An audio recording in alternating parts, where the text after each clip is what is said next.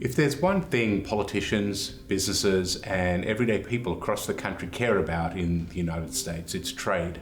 And even though you hear about trade daily in the news, in a business meeting, or at the dinner table, you may want to know more about how exactly the relationship works between trade, economic growth, and trade balances. Let's start with a common misconception that imports reduce economic growth. The truth is that imports don't necessarily reduce economic growth and can also have a positive impact. We calculate economic growth using gross domestic product, or GDP, which estimates the value of goods and services produced in the United States.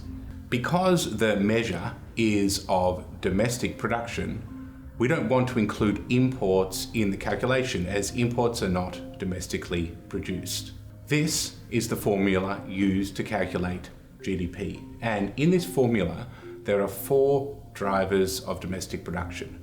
We add consumption, investment, government spending, and what is produced for export. Imports are being subtracted from this equation, not because imports necessarily harm or subtract from economic growth, but because all the other components of GDP already include imports. So we need to subtract out imports in order to calculate gross domestic production. For instance, when you buy clothes at Walmart, Gap, or any store for that matter, our measure of the level of consumption doesn't take into account whether that purchase was for a t-shirt made locally or imported from overseas. Or to take another example, say a business makes an investment and builds a factory. Imports are used that could include the machinery and steel. So, what is the impact of imports on economic growth? Well, whether imports support or subtract from domestic production depends on a range of factors. Imports are often used to produce other things. For example, much of the trade across North America, the United States, Canada, and Mexico are products, the goods and services that are used to produce things such as cars, medical equipment, and energy.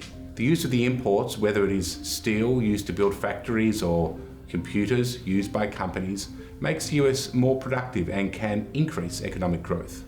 On the other hand, imports that compete directly with a domestic producer in a way that causes that producer to go out of business certainly harms that business as well as the workers who lose their jobs.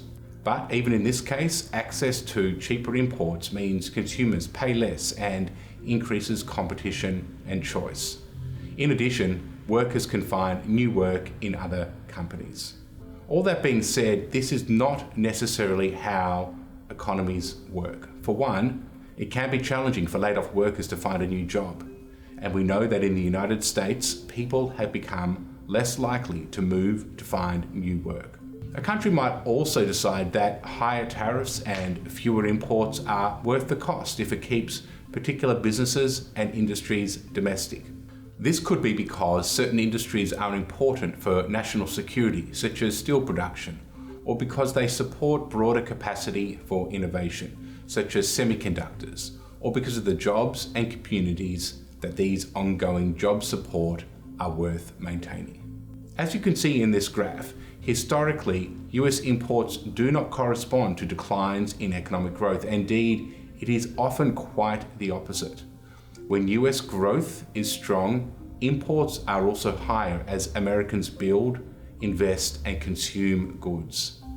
In fact, it is typically during periods of economic contraction that imports decline as well as the consumption and investment fall, reducing demand for all goods and services, including imports. This is a long way of saying that there is no simple answer to whether imports increase or decrease economic growth. It just depends on the imports, their uses, and the choices that people make about the overall costs and benefits of competition from imports. If you want more detailed information and analysis on these topics, please go to brookings.edu or click on the link below.